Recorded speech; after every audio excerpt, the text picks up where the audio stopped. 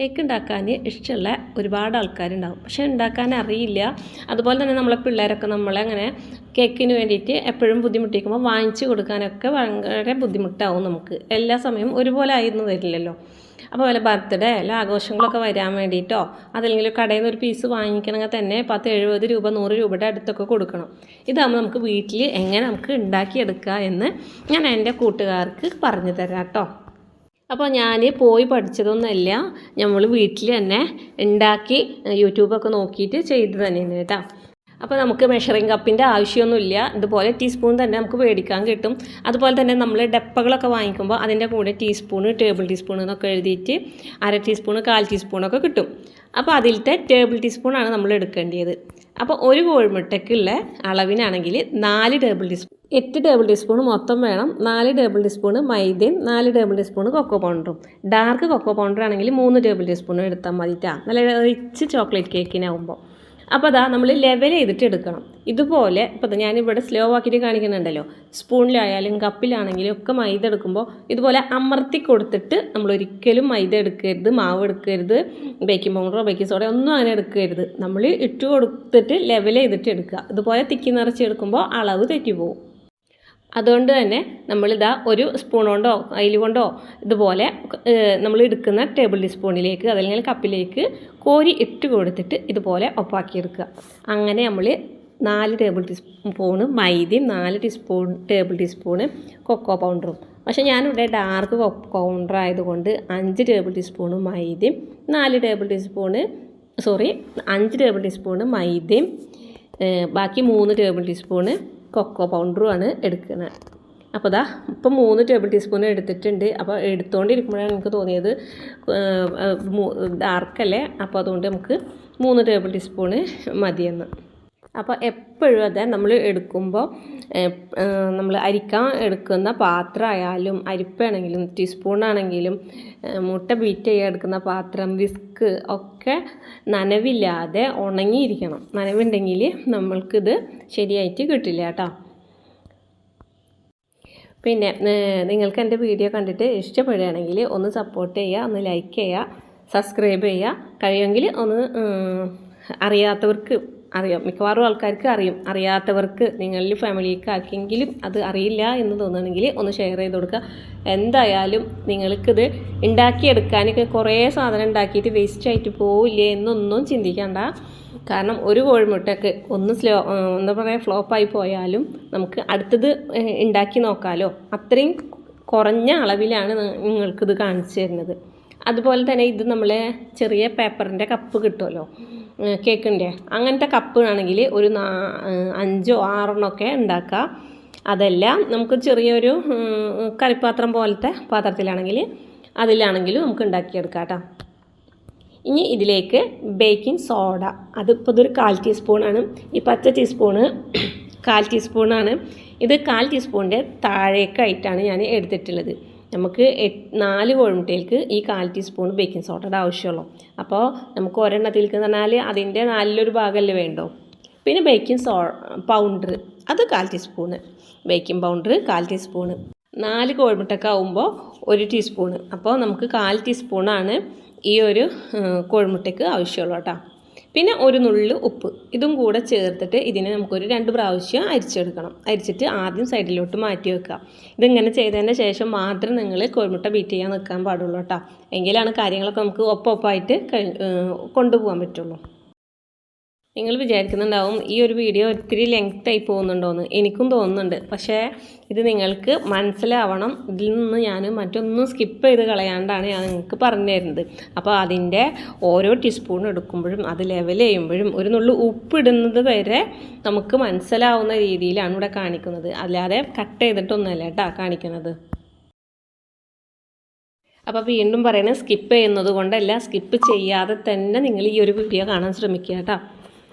ഇനി ഇതാ നമുക്ക് അതേപോലെ തന്നെ ഉണങ്ങിയ ഒരു ബൗളാണ് ഞാൻ എടുത്തിട്ടുള്ളത്. ഒട്ടും നനവ് പാടില്ല. അഥവാ ഇനി നനവുള്ളതാണെങ്കിൽ ഒന്നെങ്കിൽ തുടച്ചിട്ട് ഫാനിൻ്റെ അടിയിൽ കൊണ്ടുവെക്കുക, വെയിലത്ത് വെക്കുക ചെയ്യുക. എന്നിട്ട് ചൂടുണ്ടാവാൻ പാടില്ല കേട്ടോ പാത്രം.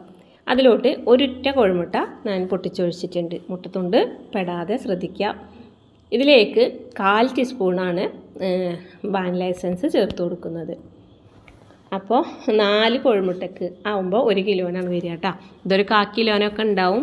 പക്ഷെ ഇത് ചെറിയ കോഴിമുട്ട ആയ കാരണം ഈ ഒരു സ്പഞ്ചിന് ഒരു ഇത്തിരി വലിപ്പക്കുറവുണ്ട്. അപ്പോൾ കോഴിമുട്ട വലിയ കോഴിമുട്ടയാണെങ്കിൽ അത്യാവശ്യം ക്വാണ്ടിറ്റി നമുക്ക് കിട്ടും.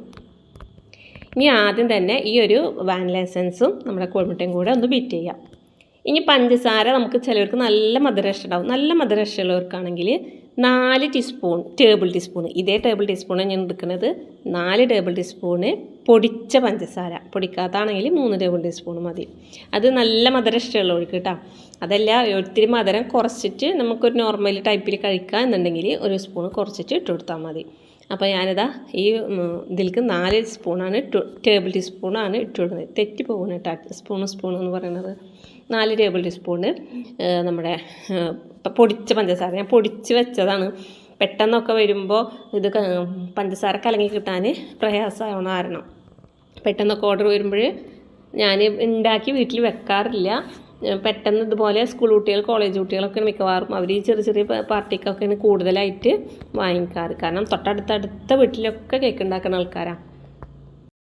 അതിൽ 1-2 പേർക്ക് ഞാൻ ഇതുപോലെ പറഞ്ഞു കൊടുത്തിട്ട് അവർ പറഞ്ഞു വളരെ ഉപകാരമായിട്ട് ഞങ്ങളുടെ മക്കൾക്ക് ഉണ്ടാക്കി കൊടുക്കാനൊക്കെ ഇത് ഭയങ്കര ഹെൽപ്പായി നീ ഇങ്ങനെ പറഞ്ഞു തന്നപ്പോൾ. ഇപ്പം ഇനി ഈ ഒരു കോഴിമുട്ട നമുക്ക് നന്നായി പതഞ്ഞ് പൊങ്ങി വരുന്ന വരെ ബീറ്റ് ചെയ്തെടുക്കാം. ഇതേ നോക്ക് എത്രത്തോളം പതഞ്ഞ് പൊങ്ങിയെന്ന്. നമുക്ക് ഒന്നും കൂടിയും വലിയ കോഴിമുട്ടയാണെങ്കിൽ എപ്പോഴും കോഴിമുട്ട വാങ്ങിക്കുമ്പോൾ നിങ്ങൾ ശ്രദ്ധിക്കേണ്ടത് വലിയ കോഴിമുട്ട കിട്ടുമെങ്കിൽ അത് വാങ്ങിക്കുക കേട്ടോ. അതുപോലെ ഫ്രിഡ്ജിൽ വെച്ച കോഴിമുട്ട ഉപയോഗിക്കുക. അത് ഫ്രിഡ്ജിലൊക്കെ ആണെങ്കിൽ പുറത്തെടുത്ത് വെച്ച് അതിൻ്റെ പുറത്തുള്ള വെള്ളം കളഞ്ഞ് നല്ല നമ്മളെ സാധാരണ കോഴിമുട്ട പോലെ തണുപ്പൊക്കെ മാറിയിട്ട് ചെയ്യേണ്ടി. ഇപ്പോൾ അതാ നല്ല ഫ്ലഫി ആയിട്ട് പതഞ്ഞ് പൊങ്ങി കിട്ടിയിട്ടുണ്ട്. ഇനി ഇതിലേക്ക് 1 ടേബിൾ ടീസ്പൂണ് ഓയിലാണ് ഒഴിച്ചു കൊടുക്കുന്നത്. ഇനി അതല്ല കൂടുതൽ ഒഴിച്ചു കൊടുത്താൽ നമ്മുടെ കേക്ക് പൊങ്ങി കിട്ടാനും അടിയിൽ ഇങ്ങനെ വെള്ളം ഉള്ള പോലെയൊക്കെ ഉണ്ടാവും. ഇപ്പോൾ ഈ 1 ടേബിൾ ടീസ്പൂണ് ഓയിൽ ഇതുപോലെ പരത്തി ഒഴിച്ചു കൊടുക്കുക. എന്നിട്ട് ജസ്റ്റ് എല്ലാ സ്ഥലത്തേക്കും ആവുന്ന വിധത്തിൽ പെട്ടെന്നുള്ളൊരു ബീറ്റിങ് ചെയ്തെടുക്കുക. അപ്പോൾ നമ്മുടെ എഗ് ബീറ്റ് കഴിഞ്ഞു കേട്ടോ. പിന്നെ എനിക്ക് പഠിപ്പിക്കുക എന്ന് പറയുന്ന കാര്യം അറിയില്ല. പക്ഷെ ഞാൻ എൻ്റെ വീട്ടിൽ പറയണ പോലെ പെട്ടെന്ന് കാര്യങ്ങൾ സ്പീഡിൽ പറഞ്ഞു തരികയാണ്. കാരണം സ്ലോ ആയിട്ട് പറഞ്ഞു വരുമ്പോൾ നമ്മൾ വീഡിയോ ഒന്നും കൂടെ നീണ്ടുപോകില്ല. അപ്പോൾ ദാ നമ്മുടെ എഗ്ഗ് ബീറ്റായിട്ടുണ്ട്. ഇനി ഇതിലേക്ക് നമ്മൾ നേരത്തെ അരിച്ച് വെച്ചിട്ടുള്ള ആ ഒരു മാവ് 3 പ്രാവശ്യമായിട്ട് ഇട്ട് കൊടുക്കുക. ഇതിലേക്ക് ഒന്നുകിൽ പാല്, അതല്ലെങ്കിൽ കുറച്ച് ചെറു ചൂടുവെള്ളത്തിൽ നമ്മളെ കാപ്പിപ്പൊടി, അതല്ലെങ്കിൽ കൊക്കോ പൗഡർ, അതല്ല വെറും നോർമലി ചെറിയ ചൂട്, അതായത് വിരൽ എന്താ പറയുക, വെള്ളം ഇങ്ങനെ ആവി വരുമ്പോഴുള്ളൊരു ചൂടില്ലേ, അത്ര ചൂടുള്ള 2-3 ടീസ്പൂണ് ടേബിൾ ടീസ്പൂണ്, സ്പൂണല്ല 2-3 ടേബിൾ ടീസ്പൂണ് വെള്ളം അടുത്ത് വെക്കുക. വലിയ കോഴിമുട്ടയാണെങ്കിൽ 2 ടേബിൾ ടീസ്പൂണേ വേണ്ടി, ചെറിയ കോഴിമുട്ടയാണെങ്കിൽ ഒരു 3 ടേബിൾ ടീസ്പൂണ് വെള്ളം വേണ്ടി വരും. അപ്പോൾ ആദ്യം നമ്മൾ വെള്ളം ഒഴിച്ച് കൊടുക്കരുത്, അതേപോലെ അവസാനം വെള്ളം ഒഴിച്ച് കൊടുക്കരുത്. നമ്മൾ ഈ മാവ് ഇടുന്നതിൻ്റെ ഇടക്കായിട്ട് 2 പ്രാവശ്യം ഈ ഒരു വെള്ളം കൊണ്ട് നമ്മളിതിനെ ബാലൻസ് ചെയ്ത് കൊണ്ടുവരണം. അതേപോലെ തന്നെ മാവ് ഒന്നൊരിക്കൽ സ്പൂൺ കൊണ്ടോ അതല്ലെങ്കിൽ കൈ കൊണ്ട് ഇടുമ്പോൾ ശ്രദ്ധിക്കുക, നമ്മൾ പിടിക്കുന്ന ആ ഒരു ഇതിലൊക്കെ ആവുമ്പോൾ കുറച്ച് ഇതിൽ നിന്ന് പുറത്ത് പോകാൻ സാധ്യതയുണ്ട്. അപ്പോൾ നമുക്കൊരു സ്പൂൺ വെച്ചിട്ട് ഇതുപോലെ 3 പ്രാവശ്യത്തിന് കണക്കാക്കിയിട്ട് നമുക്ക് ഇട്ട് കൊടുക്കാം. എന്നിട്ട് ഒരേ വശത്തേക്ക് നമ്മളിങ്ങനെ അങ്ങോട്ടും ഇങ്ങോട്ടൊക്കെ ഇങ്ങനെ നമ്മൾ കറിയും ചോറൊക്കെ ഇളക്കണ പോലെ അങ്ങോട്ടും ഇങ്ങോട്ടൊന്നും ഇളക്കരുത്. ഒരു വശത്തേക്ക് മാത്രം ഇതുപോലെ ഫോൾഡ് ചെയ്തെടുക്കുക. ഇനി ഇതുപോലെ സ്പൂൺ കൊണ്ട് ചെയ്യാൻ പറ്റില്ലെങ്കിൽ നമ്മൾ സാധാരണ വിസ്ക് ഉണ്ട്, അതല്ലെങ്കിൽ നമ്മളെ എഗ് ബീറ്റ് ചെയ്തതിൻ്റെ ആ ഒരു ഇതുണ്ടല്ലോ, ബീറ്റ് ചെയ്യണ ആ ഒരു ചെറിയ വിസ്ക്, അത് വെച്ചിട്ട് നമുക്ക് ഒരു സൈഡിലേക്ക് ഇങ്ങനെ ആക്കിയിട്ട് ഇങ്ങനെ കുടഞ്ഞു കൊടുത്താലും മതി. അപ്പോഴാണ് അതിന് നമുക്ക് കറക്റ്റായിട്ട് ആ ഒരു ഇത് കിട്ടുള്ളൂ. അതല്ലെങ്കിൽ പൊങ്ങി കിട്ടില്ല, മാവ് കുറഞ്ഞു പോകും. അപ്പോൾ അത് ആ ടേബിൾ ടീസ്പൂൺ വെച്ചിട്ട് ഞാൻ ചെറു ചൂടുവെള്ളമാണ്, കാരണം പാല് കാപ്പി എന്നൊക്കെ പറയുമ്പോൾ ചിലപ്പോൾ എല്ലാവർക്കും വെള്ളം കൊണ്ട് പറ്റില്ല എന്ന് തോന്നും. വെള്ളം കൊണ്ട് പറ്റും, അതുകൊണ്ടാണ് ഞാൻ ചെറിയ ചൂടുള്ള ഈ പറഞ്ഞ പോലെ വെക്കച്ചൂട് എന്ന് നമ്മളെ ഭാഷയിൽ പറയും. അതിതുപോലെ ഇട്ട് കൊടുക്കുമ്പോൾ ആദ്യം മാവ് ഇട്ടിട്ട് ഒന്ന് ഫോൾഡ് ചെയ്ത് ഒരു ടേബിൾ ടീസ്പൂണ് വെള്ളം ഒഴിച്ച് കൊടുത്ത്, എന്നിട്ട് വീണ്ടും ഇതുപോലെ ഒരു 3-4 പ്രാവശ്യം ഇത് ഫോൾഡ് ചെയ്യുമ്പോഴേക്കും ഇത് ഇതാവും. അതായത് തീരെ അറിയാത്തവർക്ക് ആകുമ്പോഴേ കുറച്ചൊരു നേരം ഇതാവുന്നുണ്ട്. അത് 1-2 പ്രാവശ്യം നമ്മൾ, അതായത് ഒരു 4 കോഴിമുട്ട വെച്ചിട്ട് നിങ്ങൾ 2 പ്രാവശ്യം അത് 3 പ്രാവശ്യമായിട്ട് മെനക്കെട്ടാൽ എന്തായാലും നിങ്ങൾക്ക് തീർച്ചയായിട്ടും ഈ ഒരു കേക്ക് ഉണ്ടാക്കാൻ പറ്റും കേട്ടോ. പിന്നെ ഓവൻ വേണമെന്നില്ല, ഞാനത് കാണിക്കാൻ മറന്നു പോയതാണ്. ഞാൻ ഓവനിൽ അല്ലെങ്കിൽ തന്നെ ബേക്ക് ചെയ്തെടുക്കണമെന്നൊന്നുമില്ല.